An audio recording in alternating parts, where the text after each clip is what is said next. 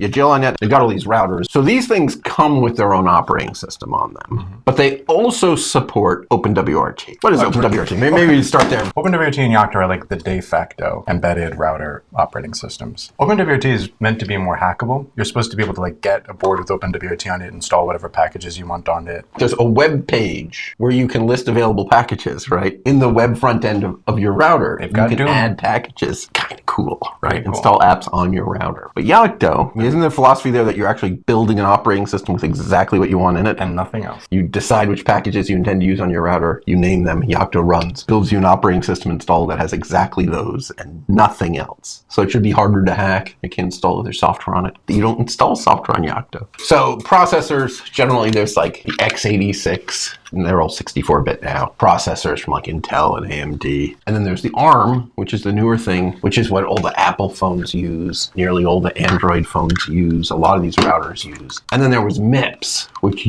kind of used to be a competitor. And there are still little cheap devices sold with MIPS, but at this point, they're on the way out. I mean, they're so on the way out that if you look up MIPS, the company, you get Helmet. They're pushing RISC-V processors. MIPS isn't pushing MIPS anymore. So at one point, we got Speedify to run on these things, but it just wasn't that fast because they don't have hardware encryption. All these like cool hardware accelerations that Speedify uses, they don't support on that processor. And so, Speedify runs and you can do, 12 megabits. And I finally had to say, pull the plug. I can't have a product named Speedify that goes 12 megabits. It's better to say, sorry, we don't support that device. So we stopped. So Raspberry Pi runs usually a variant of Debian. And you can go pretty far with Debian too. And we have full support for Debian. Sure do. That is cool. The Raspberry Pi 5s are nice machines, but kind of expensive. Yeah, they're just little mini PCs at this point. It used to be the $35 computer. Now they're like $90. There are a lot of people saying those N100 PC class machines are a better deal at this point. So there's an interesting story that was going around Hacker News, and I don't know if this is true, but I suspect it is, which is that the reason Raspberry Pis were $35, they started that story about how it was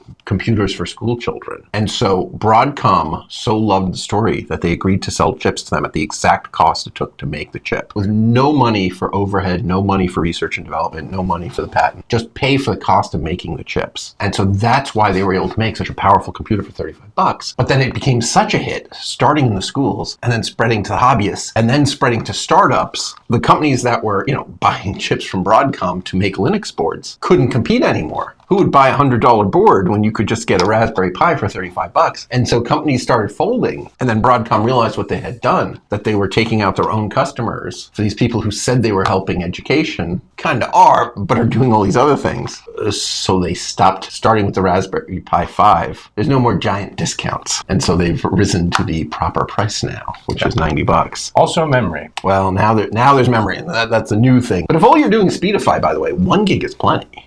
I set up Debian and Speedify and connected it to a 1 gig internet connection, and I was getting more than 900 megabits. And when I looked, I was at like 350 megabytes of RAM used. So there's a neat variant we've been kind of responsible for, or co-responsible for, of WRT called MIRI OS that we originally did to give this guy a better operating system than what it came with.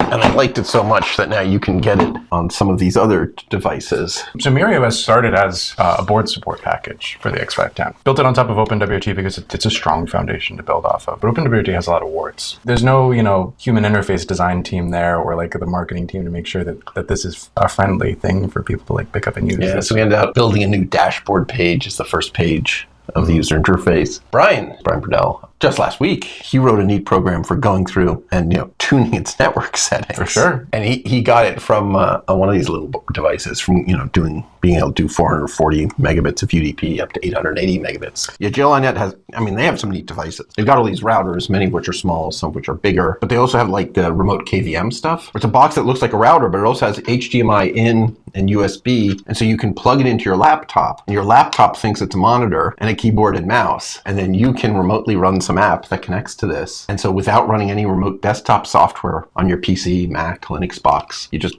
plug all the cables into one of their boxes, and voila, you have remote desktop. And that even means that if the operating system cracks, right, your PC gets a blue screen of death, you're out of business. You're still in business with that, right? You can Control-Alt-Delete to it. I think travel routers make a lot of sense if you're doing some serious business out on the road. If you want to like host a network, control the network, put multiple devices on the network, do network bonding, then you want a travel router like that. It's going to make your life pretty easy. They don't take up much space. Yeah, they pitch these things now. They're trying to sell more of these. So like, you can put some of the router, some of the management software on it and, leave it on your home network. And then you can SSH to your home network at any time. And you start realizing, well, hope it's secure.